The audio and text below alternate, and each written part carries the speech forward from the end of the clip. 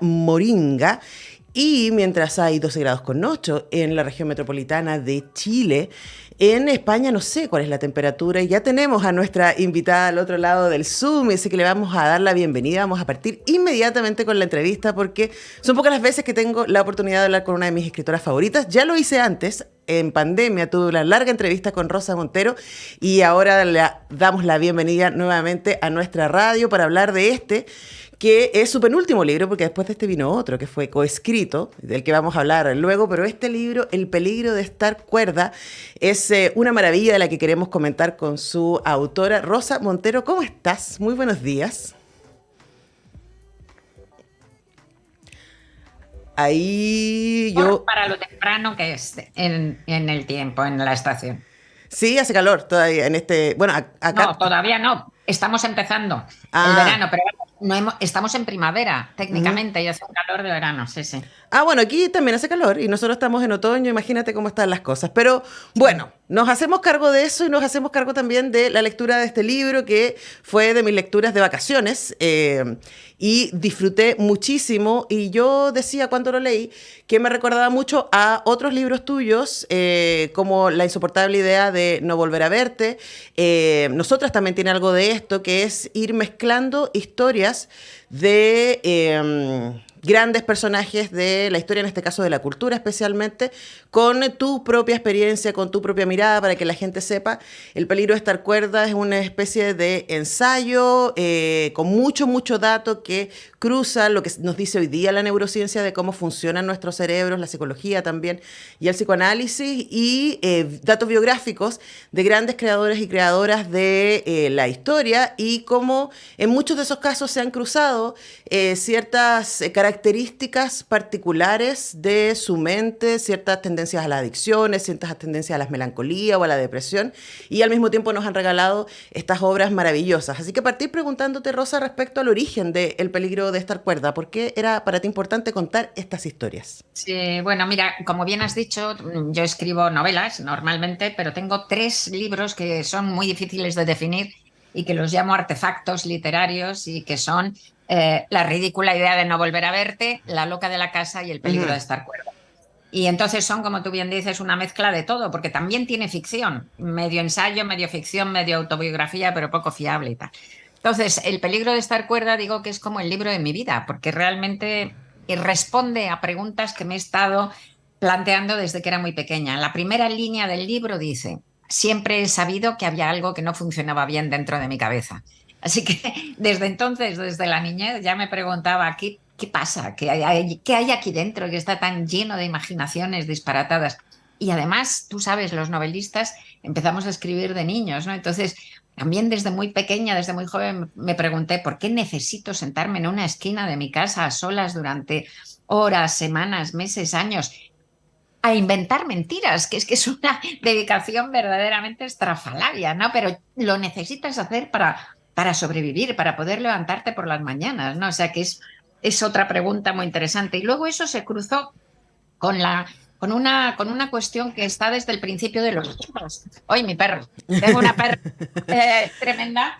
Se cruzó con una cuestión que se ha mencionado desde el principio de los tiempos, y es la relación entre la creatividad y la salud mental y el trastorno mental. Aristóteles ya decía, se asombraba de que la gente de genio pues tuviera un exceso de bilis negra, porque en la época de la Grecia clásica lo que llamamos locura pues se consideraba que era un exceso de bilis negra, ¿no? O sea que también ese tema estaba ahí desde siempre, y en mí estuvo desde que a los 16 años tuve mis primeros ataques de pánico, ¿no?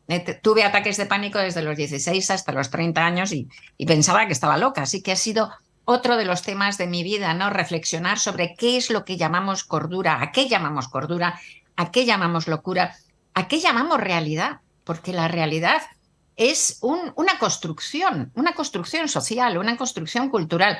Yo no me fío nada de la realidad, ¿no? La realidad para mí es una cosa que es casi como un decorado muy resbaladizo y muy vibrante, ¿no?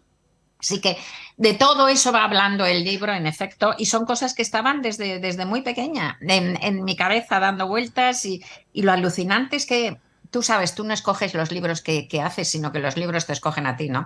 Entonces, hará como 5 años o algo así, un día me levanté y apareció una especie de telegrama en mi cabeza que te lo manda el inconsciente, ¿no? Y es una orden, una orden que me dijo, el próximo libro tuyo será uno de estos artefactos literarios sobre creación y locura. Ujú. Entonces me puse a releer libros que había leído toda mi vida sobre estos temas. Además, me gusta mucho la ciencia, leo mucho de neurociencia y tal.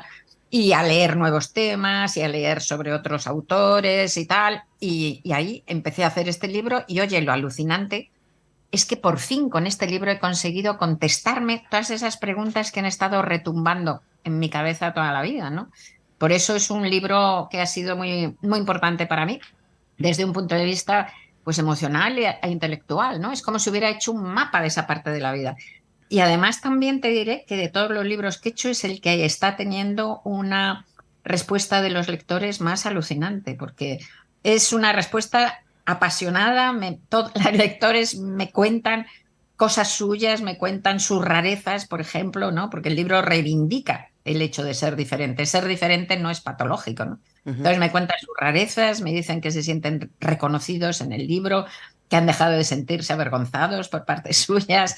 No sé, está siendo un viaje muy bonito. Te diré que desde que salió este libro he llorado mucho de emoción, junto con lectores y lectoras, con las cosas que me han contado. Ujú. Conversamos con Rosa Montero, periodista, escritora. Estamos haciendo contacto por Zoom hasta España, donde está ella, hablando de este libro, El peligro de esta cuerda, que salió a principios de este año en nuestro país por Six Barral Planeta, y que es muy fascinante ahora, igual que tus otros dos artefactos, como la ridícula idea de no volver a verte, que cuando te entrevisté para Cuestión de Gustos, yo no creo que te acuerdes, pero para mí ese libro yo lo leí inmediatamente después de divorciarme y fue un libro Vaya, tan importante, porque es un libro sobre el luto, es un libro sí, sobre el amor, sobre el desamor, sobre cómo se construye, pero también es un libro muy feminista como todo lo que escribes. Y La loca de la casa es un libro que habla acerca de la imaginación y de la escritura sí, sí, y de aquellas exacto. cosas, ¿cierto?, que están en nuestras cabezas. Y en los tres libros, Rosa, yo siento que tú haces un ejercicio muy potente porque te expones un montón. Cuentas muchas cosas muy profundas de ti, muy, muy profundas de tu interioridad, de tu vida. Y quería preguntarte también sobre cómo tú sientes que eso es finalmente, no solo el dato duro, toda la información que hay sobre biografía, sobre neurociencia, sino como eso quizás es lo que nos conmueve a los lectores y lectoras, decir, bueno, me identifico con quien escribe porque quien escribe se está mostrando. No, no, no, yo no me siento que me muestre, fíjate, en absoluto, para nada. De hecho, a mí no me gusta nada en mis novelas está clarísimo, ¿no? Las novelas autobiográficas, siempre escribo novelas de Ujú. personajes como muy raros, que no, en apariencia no tienen nada que ver conmigo. Luego, claro, llegas a identificarte emocionalmente con ellos, porque si no, no estarían vivos, ¿no? Pero escribir una novela es un viaje al otro. Y en estos artefactos, lo que pasa es que son reflexiones, ¿no?, sobre temas, Ujú. temas que a todos nos afectan. Pues la ridícula es el intento de aprender a vivir mejor, ¿no? Aprender a vivir con más serenidad, aprender a vivir el momento. Y para aprender a vivir el momento, pues tienes que llegar a un acuerdo con la muerte antes, ¿no? Con la muerte de los seres queridos y con la muerte propia, ¿no? Por eso es una novela que también es un libro que trata del duelo, ¿no? Y en esta, pues hablo, por supuesto, de mis crisis de pánico, por ejemplo, pero y en la ridícula idea, pues que habla de Marie Curie, de la muerte de Pierre Curie, de su marido, pues yo hablo también de la muerte de mi marido, que Ujú. murió de cáncer hace ahora ya 14 años. Pero yo no he escrito esos libros ni para hablar, no son testimoniales de ninguna de las maneras, ni he escrito esos libros para hablar de la muerte de mi marido, ni para hablar de que a mí yo he tenido ataques de pánico, en absoluto. O sea, en absoluto. De hecho, la ridícula idea la escribí cuando ya habían pasado, empecé a escribirla cuando ya habían pasado más de 2 años de la muerte de mi marido, había pasado el periodo primero del duelo de verdad. Y entonces ya podía hablar del Ujú. duelo sin hablar de mi duelo, sino hablar del duelo de todos, Ujú. creo, o Ujú. esa era mi intención. Y en este caso lo mismo, mira, para intentar entender estos temas que son para mí importantísimos y que forman parte de la base de lo humano, de lo que todos somos. Tienes muchas vías de conocimiento. Una de ellas es los expertos. Entonces, pues lees libros de psiquiatras, de médicos, de neurocientíficos, de neurólogos, de los expertos. Luego hay otra base para intentar entender todo esto, que es hablar de los otros artistas, qué es lo que han reflexionado ellos sobre estos temas, y cómo han vivido sus vidas, cómo sus vidas demuestran esto que estamos buscando, que estamos diciendo. Pero luego hay otra vía de conocimiento en este tema y en cualquier otro.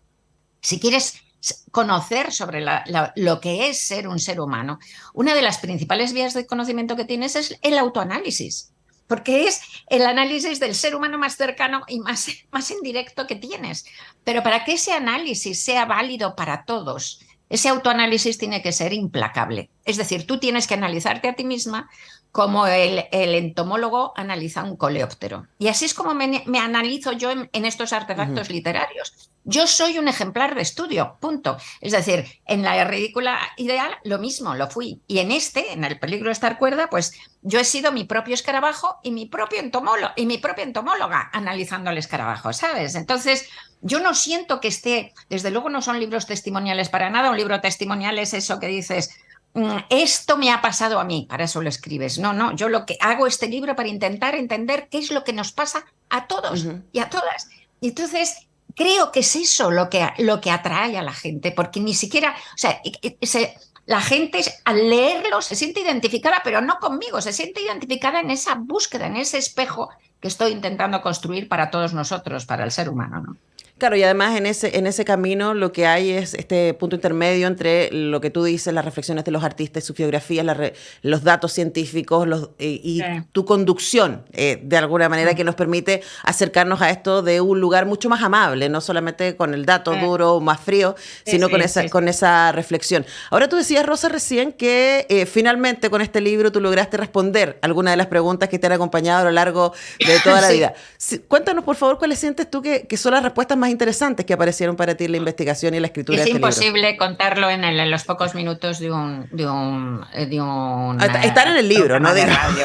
No, sí, pero te quiero decir, claro, es un libro muy amplio que resume 5 años de un estudio y que resume pues inquietudes de toda la vida, pero lo que te quiero decir es que he entendido cómo funciona una cabeza creativa, por qué llegamos al acto creativo, los que llegamos al acto creativo. También he llegado a entender cuál es la relación neurológica y ambiental de una serie de personas, es decir, de un 20% de la población más o menos, que tenemos unas cabezas distintas, cableadas de manera distinta que el de la mayoría de la población, y entre ese 20%, que además tenemos un cerebro que no ha terminado de madurar, nos hemos saltado un paso de la maduración cerebral, ¿no? El cerebro tarda muchísimo tiempo en madurar, hasta los 30 años no madura, ¿no? Pero a eso de la primera pubertad, en los 12 años o así, pues hay un paso de maduración muy importante, porque hasta entonces el cerebro de los niños está hiperconectado. Todas las neuronas unas con otras y es como una tormenta eléctrica. Por eso los niños tienen esa imaginación desbordante, ¿no?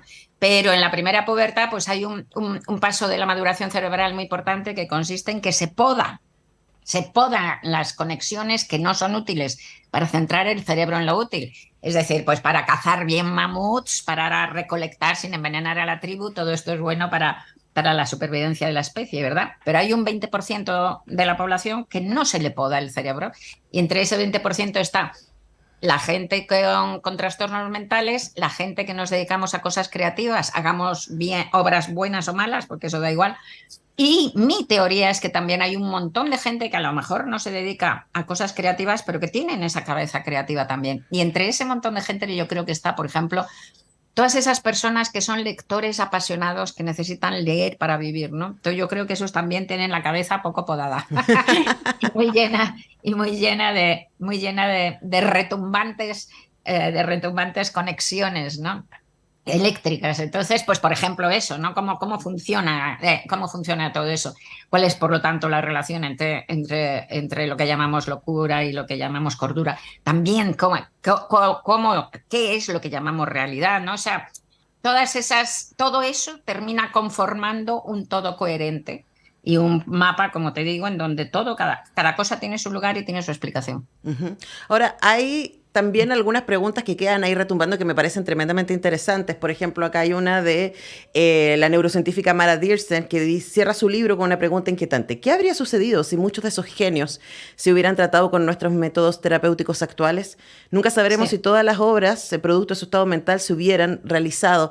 Y aquí aparece una cosa que es interesante y también es compleja, que tiene que ver con el dolor. Tú cuentas muchas historias de dolor de parte de estos creadores y creadoras, ¿no? Entonces, reflexionemos un poco sobre esa tensión, ¿no? Sobre la creatividad como belleza, como regalo, pero también como un tránsito dificultoso, ¿no? Para Bueno, adaptarse a este mundo que está hecho mira, desde otros sí. lados. Al fin de cuentas, yo lo que vengo a decir en el libro es que la creación nos salva y que es un don de las hadas y que es una maravilla, ¿no? En el fondo. Es verdad que del dolor de perder nace la obra, la obra nace del dolor de perder. Pero bueno, no se necesita, hay un tópico que detesto y que digo que no, absolutamente que no es verdad, y es eso de que para ser artista hace falta sufrir. Mentira, no hace falta sufrir para nada en este mundo, para nada. Cuanto menos suframos, mejor.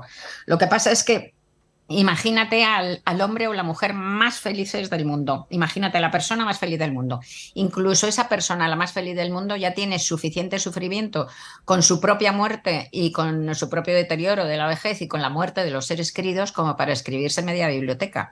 O sea que no necesita tener más sufrimiento que la media, ni muchísimo menos, pero es que cualquier vida, hasta la más feliz, ya tiene suficiente sufrimiento para escribir, como digo, una obra, ¿no?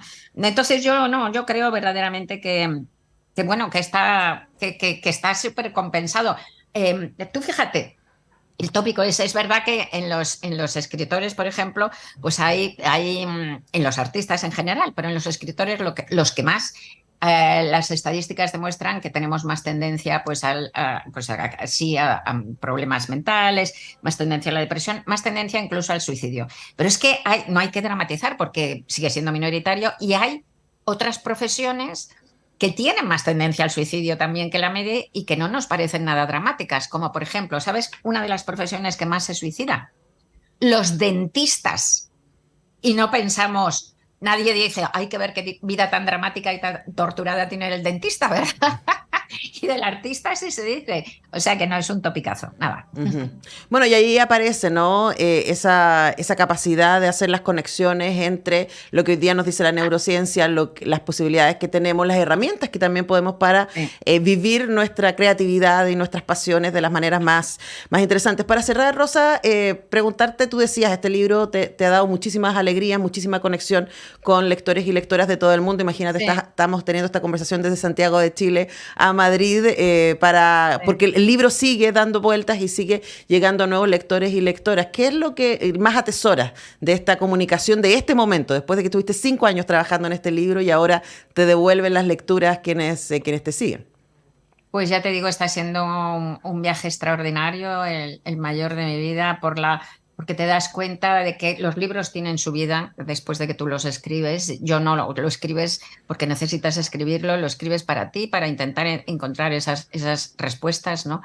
Pero luego resulta que la gente, ves que la gente se apropia de ellos y que les hace bien y me están contando unas cosas que me están justificando la vida, te lo juro. O sea, dices, es que estoy tan agradecida y tan maravillada y tan alucinada de que el libro esté provocando esa especie de, no sé, de redescubrimientos de sus propias vidas de tanta gente, ¿no? Que Ujú. me parece hermosísimo, estoy súper conmovida. Bueno, y además que después de esto vino otro libro que es muy distinto a este, que es un Es libro un que juguete. escribiste, claro, que escribiste a cuatro manos. Sí, esto nos lo propuso un festival francés de novela negra que de Polar en Francia a un escritor francés y a mí que escribiéramos una novela corta a 4 manos en 8 capítulos. Son 155 páginas en total, 8 capítulos que teníamos que ir escribiendo alternativamente. O sea que yo he escrito el 1, el 3, el 5 y el 7 y Olivier ha escrito los Los pares, ¿no? pares. Sí. Y entonces, pues teníamos que irnos continuando. Es decir, que tú escribías el uno y él tenía que esperar a recibir el mío y escribía el suyo.